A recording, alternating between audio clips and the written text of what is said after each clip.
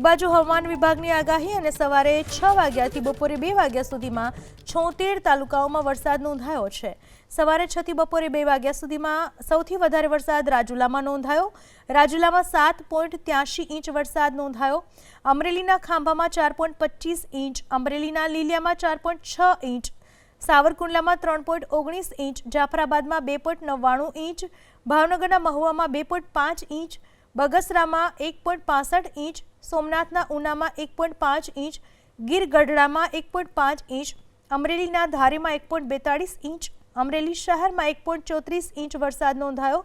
કોડીનારમાં 1.6 inch, વિસાવદરમાં 1.2 inch, ગોંડલમાં 1 inch, Kukavav વડિયામાં 1 inch અને કોટડા સાંગાણીમાં 1 ઇંચ વરસાદ નોંધાયો।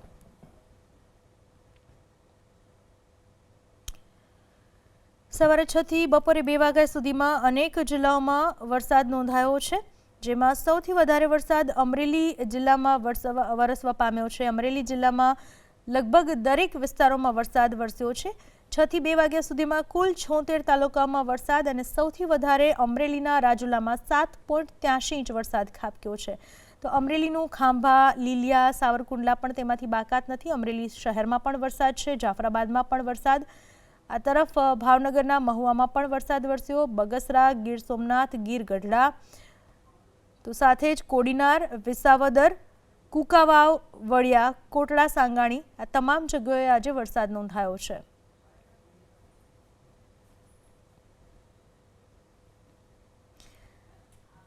અમરેલીના ખાંભાના ગ્રામ્ય વિસ્તારમાં ધોધમાર વરસાદ વરસ્યો। ખાંભાના ગ્રામ્ય વિસ્તારમાંથી રાયડી ડેમમાં ભરપૂર આવક થઈ। ડેમમાં પાણીની આવક થતાં 8 દરવાજા 10 ફૂટ સુધી ખોલી દેવામાં આવ્યા છે। ડેમમાંથી પાણી છોડાતા નીચાણવાળા ગામોને એલર્ટ કરાયા। મોટા બારમણ, નાના બારમણ, ચોતરા, મીઠાપુર ગામને એલર્ટ કરાયા। નાગેશ્રી, મીઠાપુર સહિતના ગામોને એલર્ટ કરવામાં આવ્યા। ડેમમાંથી પાણી છોડાતા નાગેશ્રી ગામમાં રાયડી નદીના પાણી ફરી વળ્યા। નીચાણવાળા વિસ્તારના લોકોને સલામત સ્થળે ખસી જવા માટે અપીલ કરવામાં આવી છે। તો અમરેલીના સાવરકુંડલામાં મુશળધાર વરસાદથી તારાજી થઈ ગઈ। સાવરકુંડલામાં ભારે વરસાદથી ચેકડેમનો પાળો તૂટી ગયો। સાવરકુંડલાના તાત્કાલિક હનુમાન મંદિર નજીક ચેકડેમનો પાળો તૂટ્યો। ચેકડેમનો પાળો તૂટતા નાવલી નદીમાં પાણીનો પ્રવાહ વધ્યો। ચેકડેમનો પાળો તૂટતા નાવલી નદી 2 કાંઠે વહી રહી છે। અમરેલીના સાવરકુંડલામાં મુશળધાર વરસાદ વરસી રહ્યો છે, તેના પરિણામે ચેકડેમનો પાળો તૂટી ચૂક્યો છે। તાત્કાલિક હનુમાન મંદિર નજીક ચેકડેમનો પાળો તૂટ્યો, જેના કારણે નાવલી નદીમાં પાણીનો પ્રવાહ વધી ગયો છે।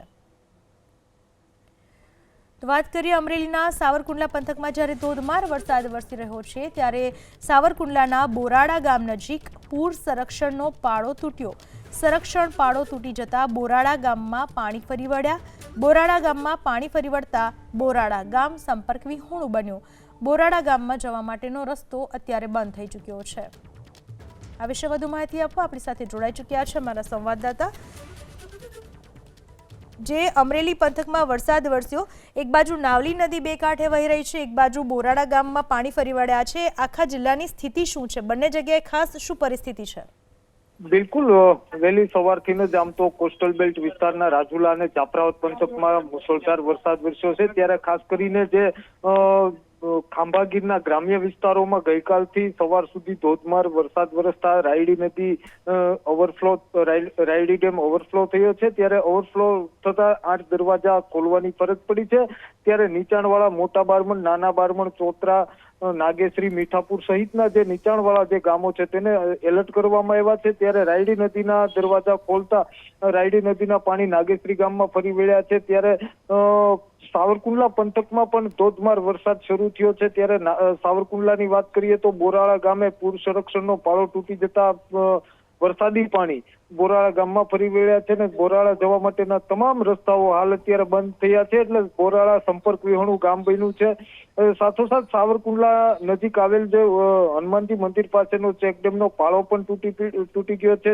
પાળો તૂટતા નાવલી નદીના પાણીના પ્રવાહ વધ્યો છે। ખાસ કરીને સાવરકુંડલા સહિત ગ્રામ્ય પંથકોમાં પણ મુશળધાર વરસાદ વરસી રહ્યો છે અને તેના કારણે ખેતરો પણ પાણીથી તરબોળ થયા છે.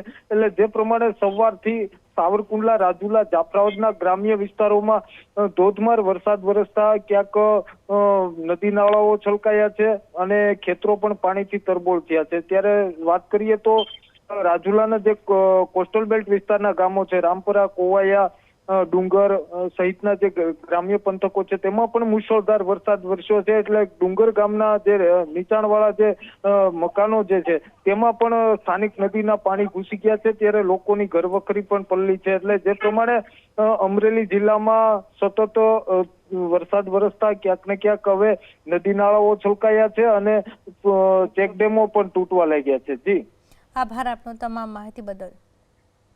વાત કરીએ હવે ભાવનગરની. ભાવનગરના મહુવા તાલુકાના કંટાસર ગામનો માર્ગ તૂટી ગયો. ભાદરોડ ગામથી કંટાસર જવાનો માર્ગ વરસાદમાં તૂટી પડ્યો. ચોમાસાના પ્રથમ વરસાદમાં જ રોડ રસ્તો તૂટી ગયો. રોડ ઉપરથી ડામરનું ધોવાણ થતાં રોડ બન્યો ઉબડ ખાબડ. જિલ્લા પંચાયતના માર્ગ મકાન વિભાગના હસ્તકનો આ રોડ છે. રોડ તૂટી જતા સલામતીના ભાગરૂપે વાહન વ્યવહાર બંધ કરી દેવામાં આવ્યો છે. આ વિશે વધુ માહિતી આપવા આપણી સાથે જોડાઈ ચૂક્યા છે ભાવનગરથી અમારા સંવાદદાતા ફોન લાઈન પર. જે રસ્તો તૂટ્યો છે તેના પરિણામે કેટલા લોકોને હાલાકી પડી રહી છે? માર્ગના સમારકામની કોઈ કામગીરી હમણાં હાથ ધરાશે કે કેમ?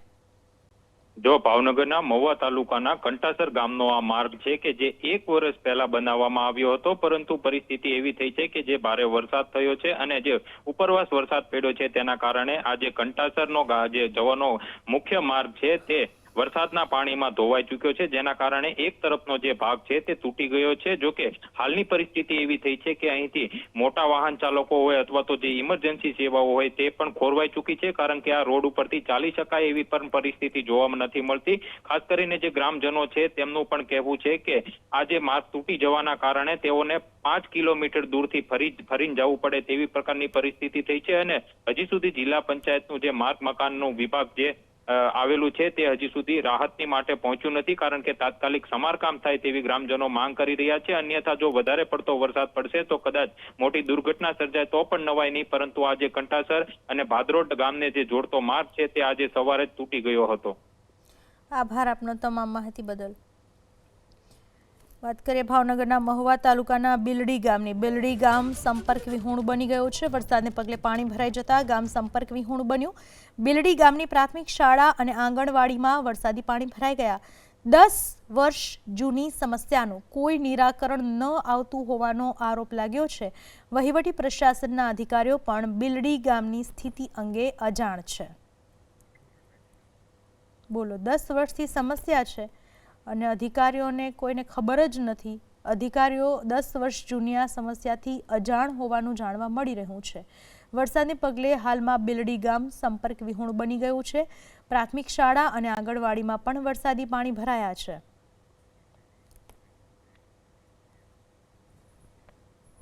અમરેલીના રાજુલા પંથકમાં સતત બીજા દિવસે વરસાદી માહોલ. રાજુલાના ડુંગર ગામે ભારે વરસાદને પરિણામે સ્થાનિક નદીઓમાં પૂર આવ્યું છે. નદીમાં પૂરથી ડુંગર ગામના બસ સ્ટેન્ડ વિસ્તારમાં પાણી ઘૂસી ગયા છે. ડુંગરના બસ સ્ટેન્ડ વિસ્તારના રહેણાંક મકાનમાં ઘૂસ્યા નદીના પાણી. રહેણાંક મકાનમાં 2 કલાક સુધી નદીની જેમ પાણી વહ્યા. નદીમાં પાણી ઘરમાં ઘૂસતા લોકોની ઘરવખરી પલળી ગઈ. રાજુલામાં આજે બપોરે 12 વાગ્યા સુધીમાં 5.39 ઇંચ વરસાદ વરસ્યો. સવારે 6 થી 8માં 2 કલાકમાં 2.5 ઇંચ વરસાદ વરસ્યો. સવારે 10 થી 12માં 2 કલાકમાં 3 ઇંચથી વધુ વરસાદ વરસ્યો.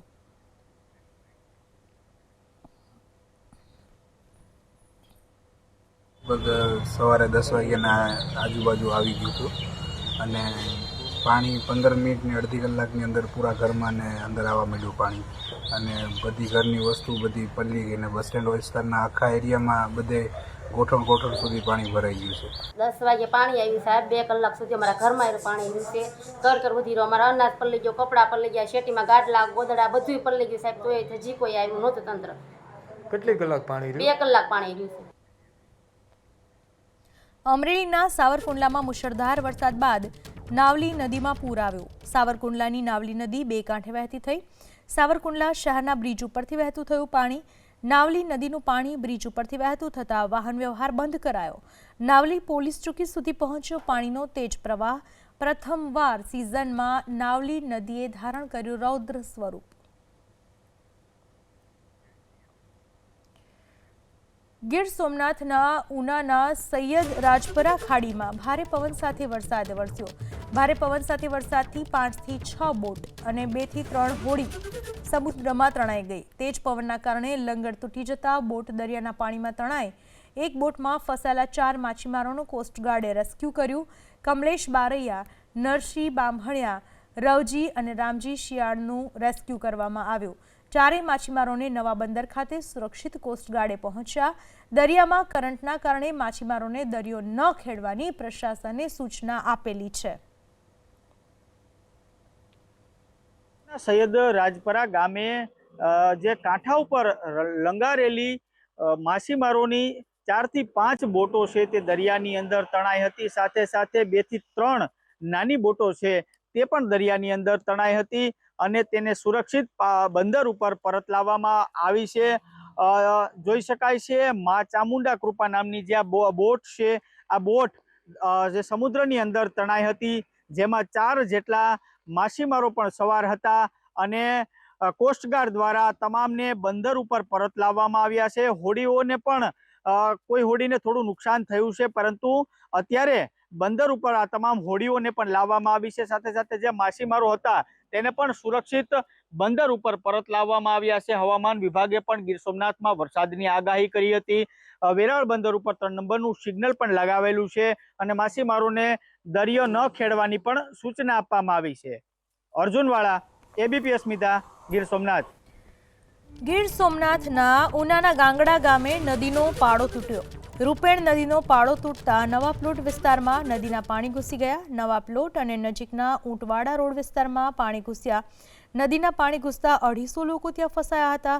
વહીવટી પ્રશાસને તમામનું રેસ્ક્યુ કરીને સલામત સ્થળે ખસેડી દીધા. ગાંગડા પ્રાથમિક શાળા અને બાપા સીતારામ આશ્રમ ખાતે આશ્રય આપવામાં આવ્યો. 115 થી વધુ લોકોને રહેવા, જમવા સહિતની પ્રશાસને સુવિધા ઉપલબ્ધ કરાવી. કામગીરીથી તમામ લોકોનું સુરક્ષિત સ્થળાંતર કરાયું. મોટી જાનહાનિ ટળી ગઈ. જૂનાગઢના કેશોદમાં ભારે વરસાદથી ખેડૂતોને નુકસાન થયું.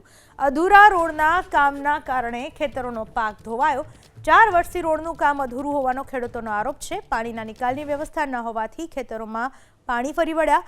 નુકસાનીનો સર્વે કરી વળતર ચૂકવવા માટે ખેડૂતોની માંગ. રોડનું કામ પૂર્ણ કરી કાયમી પાણીની નિકાલ કરવાની માંગ કરવામાં આવી. પેલી માંડવીયું બધાને છે ને હાવ ધોવાઈ ગઈ. આ મેસવાણનું પાણી આવ્યાને કારણે ગટર હાવ હાકડી છે અને એને કારણે આ લોકોને 4-5 વખત PWDમાં અમે રજૂઆત કરેલી છે, પણ આ લોકો કોઈ જોવા નથી આવ્યા. અને એક વખત આવ્યા તો જેવું તેવું હુકડું મારી ખાલી નહીં એવું, અને એ કે હરખી કરી નાખી. પાછી અમે 27 રજૂઆત કરી કે ભાઈ ગટર સાફ નથી થઈ, તમે આવો. એના મને કે મને જ રૂબરૂ ફોન આવેલો અને ઈ કે અમે હે ને ગટર સાફ કરી જાવ. 2 વર્ષ ત્યાં અમારા ખેતરું ધોવાઈ જાય, પોર આજે અત્યારે ધોવાનું એવું જ મારું પોર ધોવાઈ ગયું હતું. અને દાંડવીમાંથી પાણા કાઢવાનું મેં એને કીધું, ચોખ્ખું કરવાનું, તો કે મને કે તમે ભરી લ્યો ઈ કે અને પારો કરી લ્યો. મેં પારો કરી લીધો, પણ છતાંય મારે અત્યારે હાવ કટોકટી છે. હજી મારું ખેતર ધોવાની શક્યતા છે. હજી આ રોડ ઊંચો ઉપાડતા નથી. બાજુમાં ગટર સાફ ન કરવાને કારણે આ ખેતરને અમારો પાક બધો મૂંગા પાલું બધું ધોવાઈ ગયો. તંત્રની બેદરકારી. 4 વર્ષથી આ રોડ બનતો નથી અને કોઈને શું કરે છે, ગટર સાફ કરતા નથી. આ બીજી વખત બધા છેડા પારા ધોવાઈ ગયા. 10 વર્ષે હું ટ્રેક્ટર મોડે ભરતી કરવી, બધી ધોવાઈ ગઈ છે. હવે આ કેદી કરવાના છે? સુરેન્દ્રનગરના લીંબડીમાં પહેલા વરસાદમાં જ ખુલ્લી પોલ. વર્ષો જૂનું બંધ મકાન પહેલા જ વરસાદમાં ધરાશાય થયું. લીંબડીના રામનાથ રોડ ઉપર આવેલું મકાન અચાનક ધરાશાય થઈ ગયું. વર્ષો જૂનું અને લાંબા સમયથી બંધ રહેણાંક મકાન જમીનદોસ્ત થયું. સદનસીબે આ દુર્ઘટનામાં કોઈ જાનહાનિ નથી થઈ. લીંબડીમાં શનિવારે પ્રથમવાર સિઝનનો વરસ્યો 2 ઇંચ વરસાદ. વરસાદના કારણે જર્જરિત મકાન ધડાકાભેર તૂટી પડ્યું. સુરેન્દ્રનગરના લીંબડીમાં પહેલા જ વરસાદમાં મકાન ધરાશાયી થયું. વર્ષો જૂનું આ મકાન હતું, બંધ મકાન હતું. પહેલા જ વરસાદમાં આ મકાન તૂટી પડ્યું. જોકે સદનસીબે આ મકાન બંધ હતું, જેથી કોઈ પણ પ્રકારની જાનહાનિ નથી થઈ. સુરત ઉકાઈ ડેમની જળ સપાટી 308.76 ફૂટ પર પહોંચી. ઉકાઈ ડેમની રૂલ લેવલ સપાટી 333 ફૂટ કરતાં હજુ નીચે છે. ઉકાઈ ડેમમાં હાલ 6,293 ક્યુસેક પાણીની આવક। ઉકાઈ ડેમમાંથી હાલ 800 ક્યુસેક પાણી છોડાઈ રહ્યું છે। ઉકાઈ ડેમમાં હાલ લાઈવ સ્ટોરેજ 1,875.87 MCFT પાણીનો જથ્થો છે। કાંકરાપાડ વિયરની સપાટી 160.60 ફૂટ નોંધાઈ। કાંકરાપાડ વિયરમાંથી 3,300 ક્યુસેક પાણી ઓવરફ્લો થયું। મોતીચેરની સપાટી 152.80 ફૂટ 2,454 ક્યુસેક પાણી નદીમાં છોડાયો।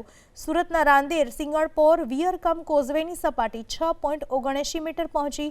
કોઝવે પરથી હાલમાં 50,795 ક્યુસેક પાણીનો પ્રવાહ વહ્યો।